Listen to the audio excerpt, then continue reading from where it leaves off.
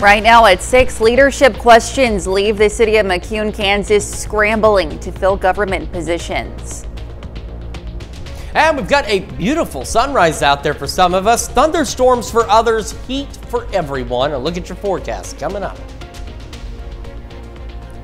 Plus, a Joplin business breaks ground on a big new expansion in Pittsburgh that could bring jobs and an economic boost. The 4 states' most watched news starts now. Well, good morning and welcome to the KOAM Morning News at 6 a.m. I'm Elise Noe. And I'm Chris Warner. It's now finally Friday here in the 4 states, July the 25th. Hopefully everybody's been staying safe this week with all that heat and everything. Taking care of things as you can. I know there's a lot. It's the summertime. The Midwest traditional flower, the cones, are in full bloom, but that also means there's a lot of folks out there in the heat, so hopefully they're taking care of themselves as well. Some of us starting our day with a few rumbles of thunder this morning. Let's start though with a quick look outside from downtown Pittsburgh. We've got a few clouds out there, and that is courtesy the storms up to the north. So again, it's going to give some of us a beautiful sunrise. Others, it's going to give an opportunity for rain. MoDOT camera 20th and Rangeline Joplin looking good. So here's the Skywatch Storm Tracker. Again, off in our far western counties, got a few of these showers and thunderstorms up in Coffee County, stretching back through Greenwood and Elk counties as well. And we now have some starting to push into the far western portions of Woodson and Wilson counties. And we also have, real quick, a reminder, flood warnings through 12:45 today for Greenwood and Elk County. So remember, turn around, don't drown. Got a few isolated showers here now to the west of Independence, and not much down here to the south. Even though we did have some activity, we lost that activity. So that's the thing we got to watch, is some of this is trying to recycle, regenerate, not expecting anything severe from this activity. What we are expecting, though, or what we're watching for, is maybe we get lucky and some of this activity developing ahead of this might bring some rain chances a little further east, which would certainly be nice, but there's no guarantee of that. Right now, everything seems to suggest, A, they're going to fizzle out soon, and B, they're not going to move much further east than where they already are. Heat advisories, we talked about it when I was here on Wednesday with you all, that I wouldn't be surprised if they were extended. They have been. For Kansas, Missouri, they go now through Tuesday evening. And as I've mentioned before, Tulsa goes day by day, but I wouldn't be surprised if these also hang around through Tuesday. We're at that point. Heat index values today up to about 105, but beyond today, they start rising a bit above 105. So heat exhaustion becomes likely. Heat stroke is possible. You've got to make sure you're taking care of yourself out there and staying hydrated. Again, these storms this morning are expected to fizzle out by about 10, 11 o'clock, maybe an isolated shower or two. Then into the afternoon, initially dealing with some pop-up storms, and then late this evening and overnight, get a few scattered storms out there in parts of Kansas. 76 in Joplin right now, 72 in Pittsburgh. We've got some big temperature disparities out there this morning, but we're all into the 70s with the exception of Jay. Everyone else is above normal this morning, low to mid 70s. As we head through the morning, about 80 by 9, 90 by noon, mid 90s for our highs. Pop-up storm chances out there, south winds 5 to 10, and again, heat index values today could reach up to 105. It's going to get hotter as we head into the weekend, going to get muggier as well. Then maybe some relief next week. Details on all of that here in just a few more minutes. Elise? All right, Chris, thanks. Well, city government in the small town of McCune, Kansas is getting some new faces after a shakeup prompted by a wave of resignations. Now, it comes after a letter was posted on the door of the McCune City Hall. It says that due to the unexpected and simultaneous resignation of the mayor, council president, 2 council members, the city clerk, and both the public works superintendents, the governing body of the city of McCune currently lacks a quorum. Now, a special meeting at City Hall was held to address the leadership void. The 2 remaining council members appointed other council members from among people in attendance. Then the council chose a new mayor. That mayor, Nicholas Napier, tells us he does not intend to stay in the position long and hopes a replacement can be elected in November. I prefer to be a city council member because you got to vote, and I have young children that I promised them that I wouldn't work. I don't have to. I'm a disabled vet, so I'm blessed for that reason that I don't have to work. I mean, I don't mind taking the position as well for the city and to help the community out. The council is now planning a special election for Friday of next week to fill the vacant employee positions. And to be the first to see breaking news, weather, and sports, you can download the KOAM News app. It's available free of charge in the Apple App Store and the Google Play Store. Just search for the KOAM News app. Well, Joplin-based Eagle Pitcher held a groundbreaking for its newest facility coming to Pittsburgh. The 20,000 square foot building is expected to offer an economic boom to the city, creating at least 50 new jobs. As KOAM Samantha Walker reports, the expansion is a continuation of decades-long partnerships between Eagle Pitcher and the city of Pittsburgh. What's currently an open field near the Tyler Research Center in Pittsburgh will soon become the site of Eagle Pitcher's next facility. The Joplin-based company says they wanted to bring this expansion to Pittsburgh because they've had success here before. We've had plants on the East Coast, West Coast, and it's hard to beat the Midwest workforce. And I think there's a loyalty to the mission that we support. At this facility, production will largely serve the U.S. Department of Defense. Eagle Pitcher produces roughly 85% of all batteries used by the U.S. military and its allies, like those used in a B-2 bomber. And the demand for those products continues to rise, creating the need for additional worker shifts. Today we typically operate a single shift, and some of the programs that we're talking about are discussing a 4x increase in the production rate for those. So we see a lot of growth with new programs and also with the existing programs that we have. Pittsburgh City Manager Darren Hall describes their partnership with Eagle Pitcher as a win-win. The city is investing in the construction of the new facility, which will be repaid over the next 10 years with interest through a lease. Hall says the city sold $6.5 million worth of bonds to help pay for the project. We'll also oversee the construction in line with Branco, their general. So pretty unique, but we think it's a great investment. We're able to do it because we have been in partnership with them for so long. This facility, in its first year, is expected to make $10 million. Hall says this is a jumping-off point for development in the city. This entire area behind me is going to be the site of the KBI facility, as well as the NEMA prove-out facility over here. So there'll be $80 million worth of buildings and equipment back here within a year. So we won't have to mow this anymore. We can actually use it as job creation. It's great. Hall says it's representative of Pittsburgh's push to bring well-paying industry jobs to the area. At our heart, we're a custom manufacturing community, so the people that live here tend to be skilled in that area. So we want to create jobs that will allow them to find work. So it's just kind of a match made in heaven. That's ultimately been the goal, is to bring more things back to the local, Pittsburgh, Joplin area. And so as we see growth coming, we want to focus on the area and bring jobs back to this location. Reporting in Pittsburgh, Samantha Walker, KOAM News. Eagle Pitcher, staff say they expect the facility to be fully operational around this time next year. Construction is estimated to take 8 months, and it will take 2 to 3 months to move in equipment. And that's a look at this morning's top stories and weather. Coming up on the KOAM Morning News, Texas lawmakers demand answers about one of the state's deadliest floods. Hear the testimony about failed warning systems and missed opportunities.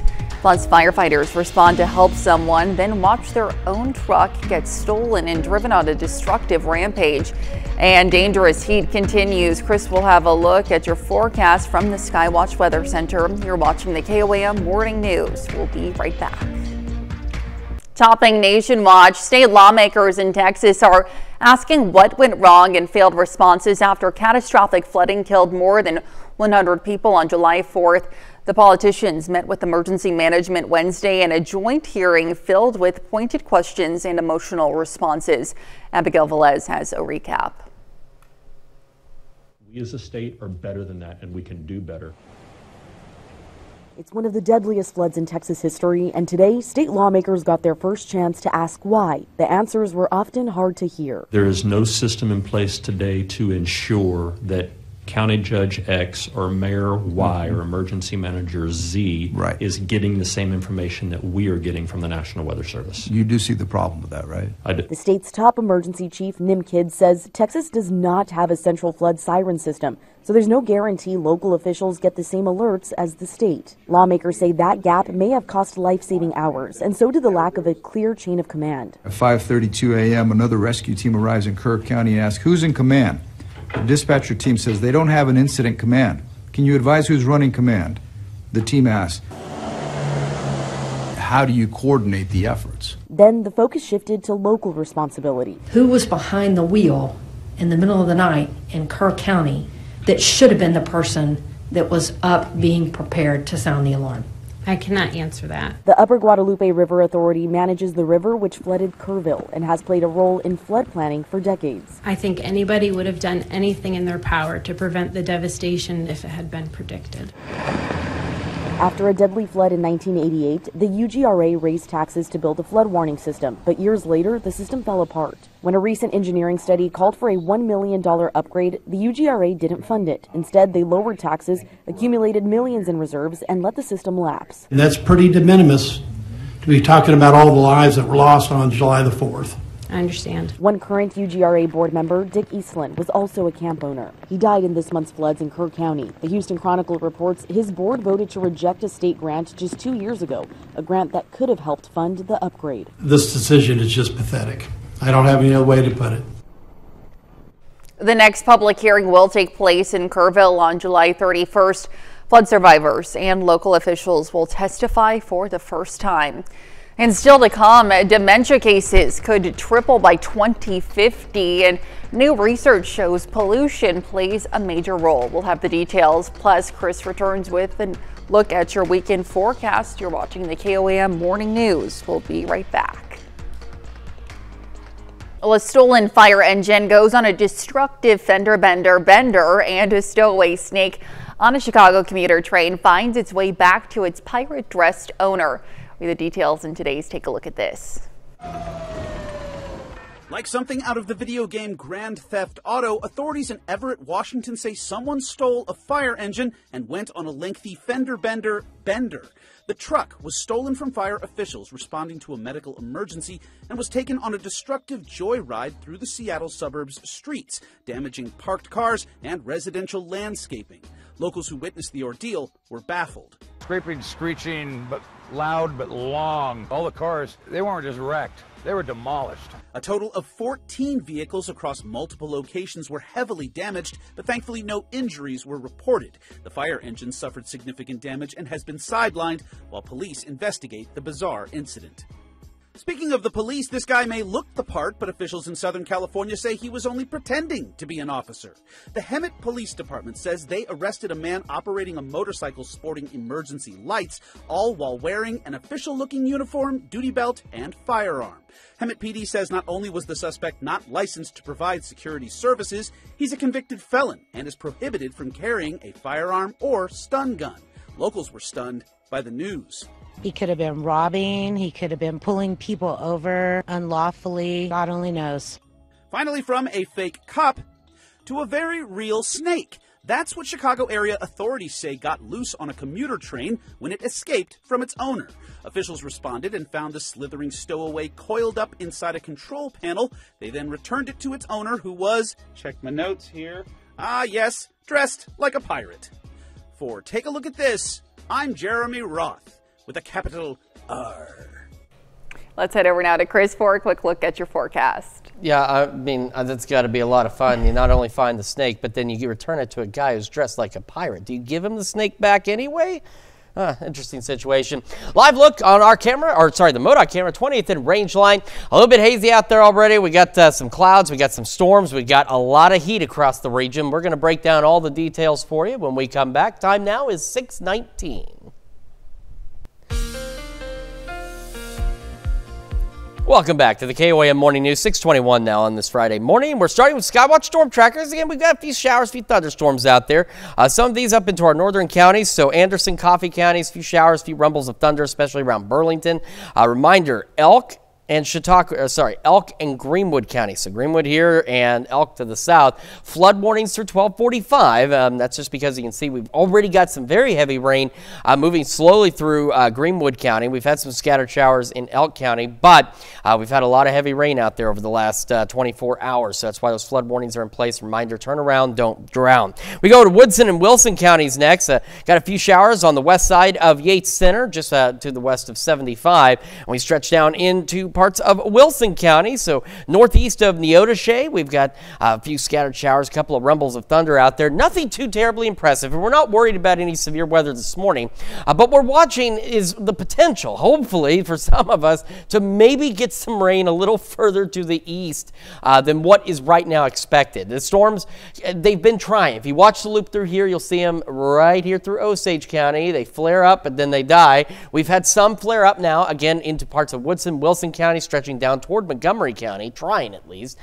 So if we can get some solid development of some showers, of some meaningful rainfall, might slide a little further east. Otherwise, it's going to remain fairly confined and be done by about 10, 11 o'clock this morning before new storm chances later today and overnight. Now, the overnight storms, late night overnight storms, do have a low-grade severe risk with them. Our far northwestern counties, an isolated tornado risk, and over a broader area, that isolated wind risk, so winds gust 60 miles an hour. That is the greater concern. Similar to what we saw yesterday, and what we're seeing this morning, these storms following just this same path over and over, and that's why that severe risk is limited to our far western counties. Again, what we have out there now should be done by about 11 o'clock, and we've got, again, maybe a few lingering showers out there through noon, and once we get to about 3, we'll start to see pop-up storm chances initially across the area, and those will continue through the evening before we start to see actual storms. Now, off to our west, more storms are expected, and those are the ones that if they can make it into our area, and this is about 11 o'clock midnight, you say they don't look impressive on future track, but they're in the right spot, they could be strong to low-grade severe, and it's going to be again late tonight after 10, 11 o'clock. These then, they try to push to the northeast, they don't move a lot, and then they die, leaving us with some scattered showers, a couple of rumbles of thunder for Saturday morning, and for Saturday afternoon, we go right back to just pop-up storms out there, better chances out west, and future track you can see trying to maybe hint at a strong or low-grade severe storm Saturday afternoon. We don't have any risk areas highlighted, not even the low-end risk, but just we'll want to keep an eye on that stuff. Keep an eye to the sky. Make sure you've got the KOM Skywatch weather handy. Those will continue into the evening, and then they will fizzle out, and then we're just hot, dry, muggy on Sunday. Heat index values today pushing up to 105. It'll do the same thing again tomorrow, with some of us maybe a little higher than that, and it'll continue like that through the weekend. Hence the heat advisories being extended, which figured was a very likely probability, and it did happen. Kansas, Missouri, they'll run through Tuesday. Oklahoma again. Tulsa goes day by day, but I don't see why they wouldn't continue to reissue these, just given how hot it's going to be. And a reminder, a number of extreme heat safety tips, including a great graphic, the difference between heat exhaustion and heat stroke. All of this on our website, KOAMnewsnow.com/forecast, and we'll continue to provide it in our forecast page as the extreme heat sticks around.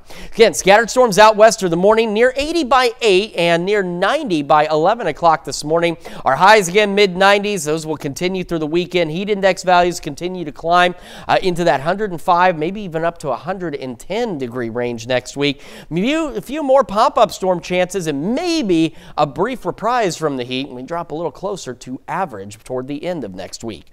That is a check of your forecast. We're going to send it over to Elise now with Health Watch. All right, Chris, thanks. Well, exposure to air pollution may increase your risk for dementia. Research by the University of Cambridge found that pollution from car exhaust emissions, wood-burning stoves, fireplaces, and construction dust are all linked to dementia and Alzheimer's disease. It's estimated that the number of people with dementia worldwide could triple by 2050. And stigma towards patients with substance use disorders remains common. A study from Columbia University showed while progress has been made in reducing stigma, nearly a third of healthcare providers said they preferred not to work with patients with opioid or stimulant use disorders. Providers had higher levels of compassion and treatment for people with other conditions, including depression, HIV, and diabetes.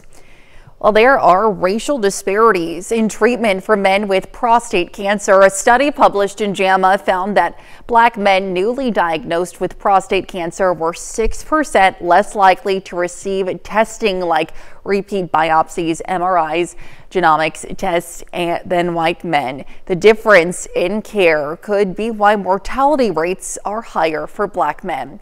And that's a look at some of today's top health stories. We'll be right back. Right now at 6:30, the Neosho School District gets a big grant for its reading program. And some of us, a pretty nice looking start to the day. Others, a few thunderstorms out there, and all of us getting in on the heat again. A look at your forecast coming up. Plus, young actors master both stage performance and technical skills at a Pittsburgh theater camp. The 4 states' most watched news starts now.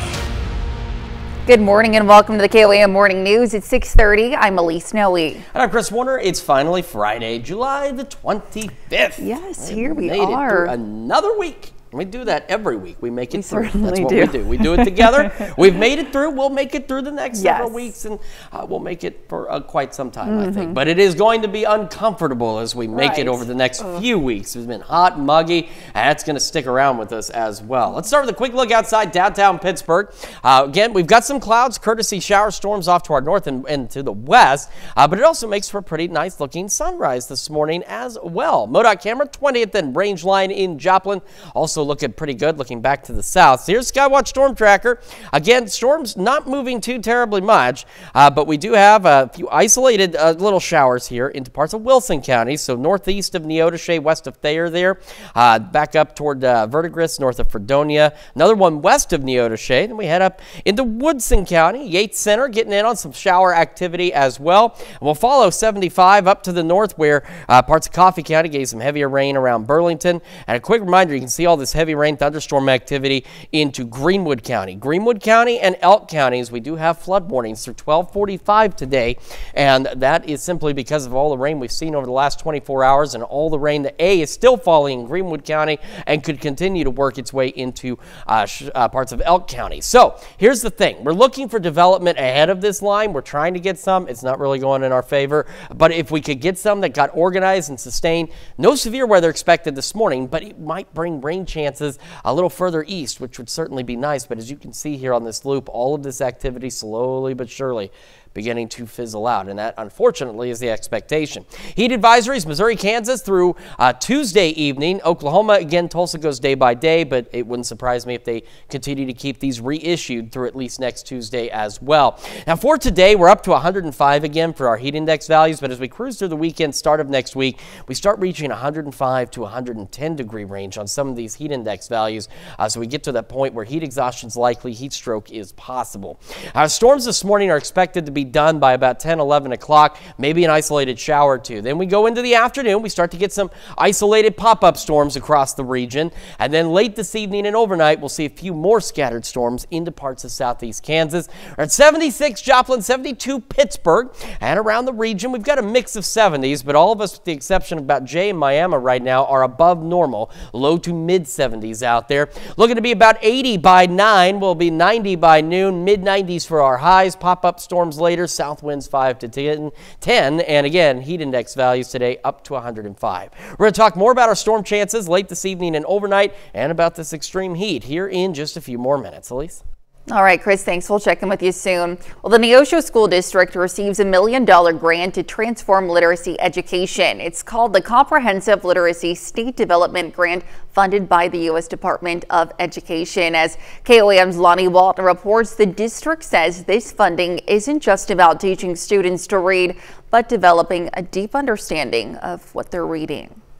If kids don't learn how to read, they can't function in society. Heather Sides is a kindergarten teacher for Neosho School District. She's been teaching for 18 years. She says things have changed over the years, but some things have stayed the same. There's a lot that can be learned through hands-on, through paper pencil. We use whiteboards and markers more than we use iPads. Sides says in order to achieve this, she's going to need a few things. We always need text for the kids to read that is appropriate for them, that it's developmentally and grade level appropriate. Support Sides in her quest to teach reading more efficiently. Autumn Mosby, the district literacy coach, says they will utilize a $1 million grant given by the U.S. Department of Education. We're talking things like books, items for phonics instruction, developing our reading comprehension skills.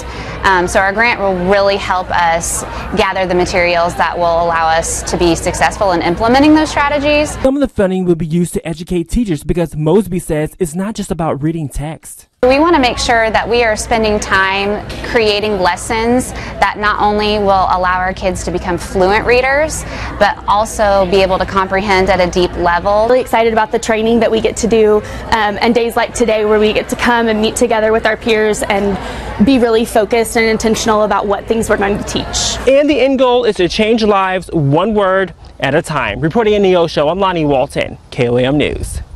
And nearly $5.9 million was allocated from the U.S. Department of Education to schools in the state of Missouri. And of course, now you can stay up to date with the latest news, weather, and sports with the KOAM Plus TV streaming app, available on Amazon Fire TV, Android TV, Apple TV Plus, and Roku. It's also available on our news and weather apps, as well as our website. You can watch live streaming anytime, absolutely free. Well, it's a tropical paradise at the 132nd Allen County Fair, and the Baby Barnyard is one of the main attractions. First established in 1978 inside a barn built in the 1930s, the exhibit features moms and their babies, including goats, a kangaroo, mini zebras, and more. To interact the community with animals. So many of the little kids and the elderly, I think, get the most enjoyment out of the baby barn because they're things that you don't normally see.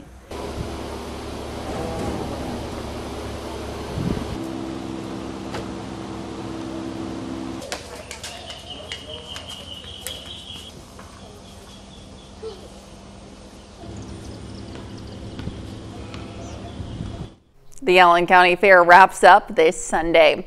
Young performers are learning more than just acting at the Rising Stars Theater Camp in Pittsburgh.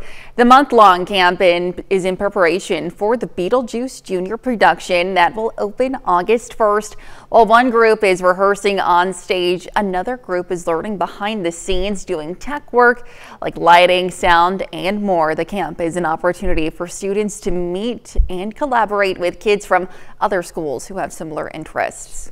We really wanted there to be something more for kids of this age group to do, because these kids are from all over, which is really exciting. They're not all from the same school, so it gives them an opportunity to collaborate with other kids that they can't during the school year and their school shows. With shows August 1st and 2nd, tickets for Beetlejuice Jr. will be $12 at the door. We'll have much more on this story Sunday night on KOAM News. And that's a look at our top news stories coming up this half hour on the KOAM Morning News. It's Friday. You know what that means. Shannon Becker joins us to share his big 3 stories of the week. You're watching the KOAM Morning News. We'll be right back. Welcome back. We have Shannon Becker in the studio this morning with his big 3 news stories of the week. Shannon, happy to have you as always. Thank you. And you look great as always. Wonderful. That fire red. It's a little warm out there. Yeah, just a little bit. Let's take a look at the big 3 stories this week, live and local, what's happening where you live. The Freeman Hospital, 20th and Sargent, which amazingly survived the 2011 tornado. Right. You know, it was just a couple of blocks away where everything was actually blown away. These are some old pictures of the Freeman complex. Yes. It began in 1925 as just a home, as a residence the Freeman family had donated, and then it was built onto over the years. Well, it's of course sat empty for, oh my goodness, decades now. It's about halfway down on the ground, and they'll be building some affordable veterans housing there with Economic Security Corporation, which is amazing. Some famous people were born there, though. Mickey Mantle, baseball player. You might not know who he was, but one of the greatest Yankees of all time. He grew up in Oklahoma, Commerce. He's born. He had his kids born there. Excuse me. Oh, wow. And then, of course, I was born there as well. Yes. Really? Wow. I am that old. I am that old. It's kind of some nostalgia seeing it come down. Yeah. Our number 2 story, tragedy, KOAM News now on Shoal Creek. It was the report, a 911 call. 2 boys were underwater and have not resurfaced. Oh, excuse me. I'm reading it. That's the wrong story. This is in Knoll. It's my fault. Knoll, it was Sunday night. A girl had gone over the dam in a kayak. And she was caught in what they call the turbulence. It's like a cycle convection. It kind of pulls people into the water as it comes over that Lowhead Dam. a man jumped in to save her, Right. a Neosho man. You can see there on the screen. Charlie Jones, they're calling him, of course, a hero, which is deservedly so. Absolutely. He died as they pulled him out. They were not able to resuscitate him, but they rushed him to a Gravette hospital where he was pronounced later. I'm sorry, here's our number one story. It was a call for 911 in Joplin to Shoal Creek. 2 boys had gone underwater and had not resurfaced. The first boy, 20-year-old male, was located quickly. He was injured, had a large cut on his head, and was rushed to a hospital. He will survive, but it took about 4 hours for them to find the second boy. A 16-year-old male died at the scene, and the coroner claimed his body. It was very, very tragic. Heartbreaking. Lots of tragedy over this past weekend. You just got to be safe there at the falls. Absolutely. Really, really safe. That water, the fire department told us in a live press conference, that water is dangerous and it comes over really, really fast and strong. Our bonus story of the week. Remind everybody, today is the Boots, Badges, and Bandages Blood Drive. Now, you might not know where it is. Swede Lane. It's at the Joplin Public Safety Training Center. Here it is. It's the former FEMA trailer park right next to it. Right. So it's the south side of the Joplin Airport. You can kind of course, it's a critical time now for blood.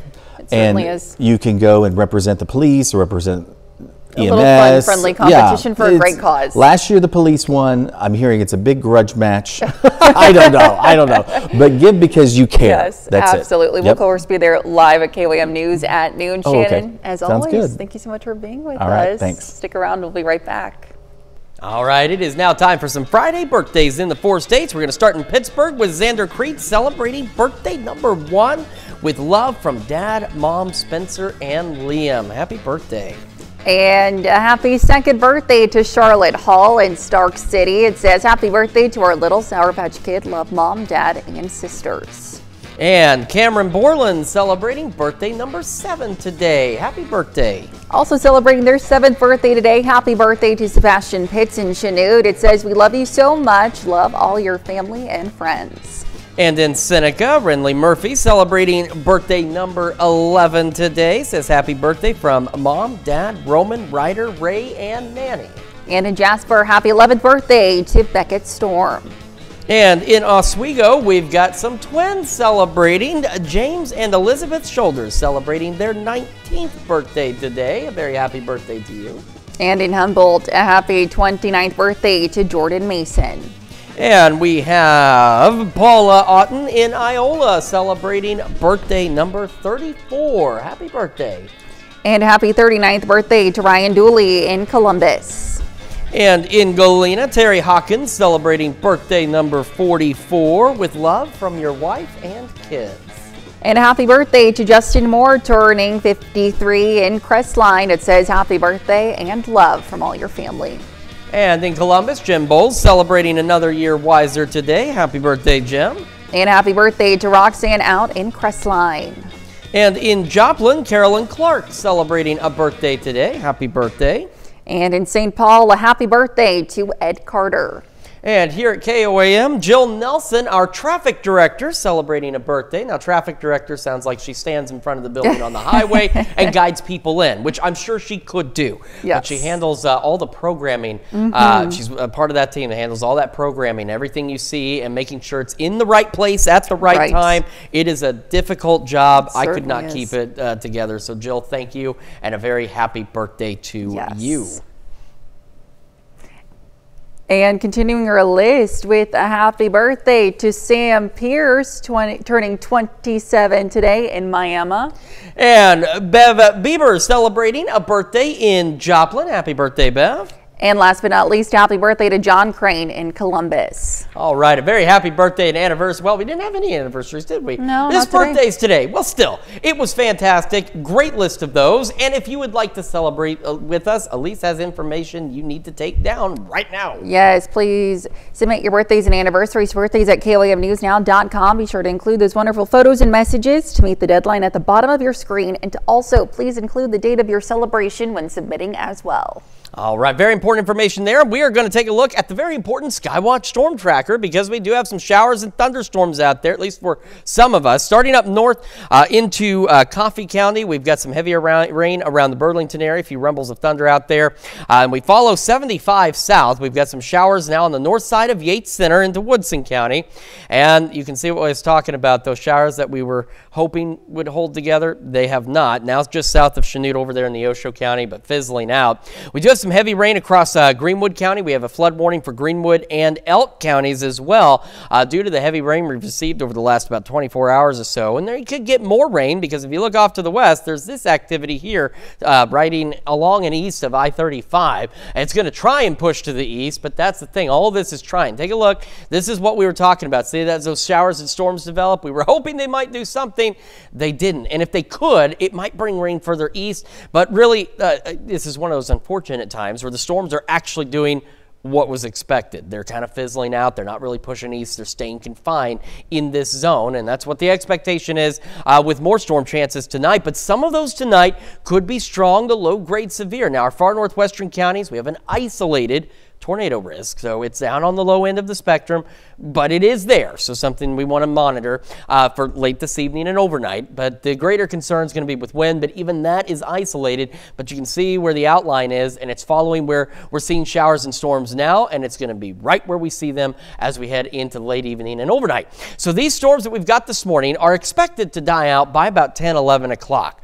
Then we could have a couple of lingering showers by noon. Outside of that, most of us still dry. Then we go into pop-up storm mode again, so really anywhere across the area, especially from 3 p.m. and beyond, we could get these isolated pop-up storms. And then by about 8 or so, we start losing the daytime heating, so these pop-up storms east begin to wind down. Thunderstorms to our west are going to try and make it into our area, and that's where that isolated risk comes from, is this activity here. Now you can see on future track, it starts really pushing in after 10 o'clock. Here, this is pausing at midnight, and it doesn't look overly impressive.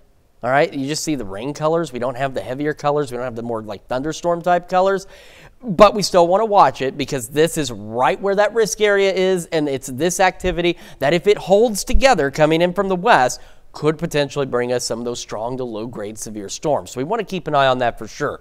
That activity though, once it moves into our areas, you see it just stops and then eventually fizzles out, leaving us with a few scattered showers, maybe a rumble of thunder through the morning hours, again, primarily into southeastern Kansas. And then as we head into Saturday afternoon, we go back to pop-up storm chances out there. And later in the afternoon, see, we're stopping at about 4. See, this is what I was talking about with the coloring. Doesn't always mean a thunderstorm. It's also just an indicator of heavy rain, but trying to signal at maybe a stronger storm or two with some of this pop-up storm activity in the southeast Kansas tomorrow afternoon. We do not have, at this time, any risk areas highlighted for tomorrow, not even the isolated, but you still want to keep an eye to the sky and keep the Skywatch weather app handy because we'll keep you updated. Otherwise, we just continue with some scattered or isolated pop-up storms. We head into Sunday. It's done. With no more pop-up storm chances, it just gets hot and uncomfortable. Heat index values today, again, easily approaching 105. We roll into tomorrow, same situation, 105 for most of us, but further south and west, you see it's starting to cross that 105-degree threshold by a bit. By Sunday, we're back into that 100 to 105-degree range, but by Monday, I think future track might be a little over the top on this, but we're still looking at 105 to 110, and that's why heat advisories. When I last saw you all on Wednesday, I said it wouldn't be surprising if these were extended, and that's what's happened. Kansas, Missouri, they now run through Tuesday evening. Oklahoma, of course, Tulsa issues day by day, but I'm sure they'll probably keep them in place for a while as well. We're going to have another look at your forecast in just a moment, as well as the Wake Up Recap, and when we transition to Fox 14 at 7 a.m., or of course, if you hang out with us here on KOAM Plus, where we're streaming 24/7, we're going to tell you about a medical emergency that's bringing out the best in Ragbri. I'm not sure what that is, but it's got to be this. Participants as riders and a state trooper work together to save a cyclist's life. This is your Wake Up Recap for July 25th. Your top stories to start your day. City government of McCune, Kansas is getting some new faces after a shakeup prompted by a wave of resignations. A special meeting at City Hall was held last night to address the leadership void. The 2 remaining council members appointed other council members from among the people in attendance, then chose a new mayor. The council is now planning a special election for Friday of next week to fill the vacant employee positions. Well, the Neosho, Missouri School District has received $1 million grant to transform literacy education. The grant is called the Comprehensive Literacy State Development Grant and is funded by the U.S. Department of Education. The district says this funding isn't just about teaching students to read, but also about ensuring they understand what they read. And Joplin-based Eagle Pitcher breaks ground for its newest facility in Pittsburgh. The 20,000 square foot building is expected to offer an economic boom to the city, creating at least 50 new jobs. Eagle Pitcher staff say they expect the facility to be fully operational around this time next year. And that's a check of today's Wake Up Recap. And another hot, muggy day. Some pop-up storm chances as we head into the afternoon across the region. Mid-90s, heat index values up to 105. Pop-up storms continue through the evening, and maybe a few scattered storms in our far western counties. And as we discussed, some of those could be strong to low-grade severe, so something we want to keep an eye on. Back into the mid-70s. More pop-up storms for us on Saturday, so they'll be isolated. Still hot, still muggy. And as we head into the start of next week, heat index values could climb in the 105 to 110 degree range. So we certainly want to make sure that we're keeping a close eye on that as well. And maybe toward the end of next week, a brief break as we get an opportunity for the pop-up storms and maybe some cooler temperatures. Absolutely. Isn't our couch so pretty? It is. It is. There we go. We'll do it on here. Well, coming up today at noon, we're making double chocolate chewies in the Mr. Food Test Kitchen. And your morning news continues on KOAM with CBS Mornings. NBA legend Shaquille O'Neal shows us what he's doing to help older students achieve their college dreams. Or you can switch on over with us on Fox 14, where your only local morning news continues. This morning, a Salvation Army Major Brenda Pittman shows us how you can help area kids as they prepare for the new school year. Plus, we'll hear from a few cast members from the Pittsburgh Community Theater production of The Producers. However, that is going to wrap it up for us for now. We're going to be back here Monday morning at 5 a.m. And we'll see you today at noon.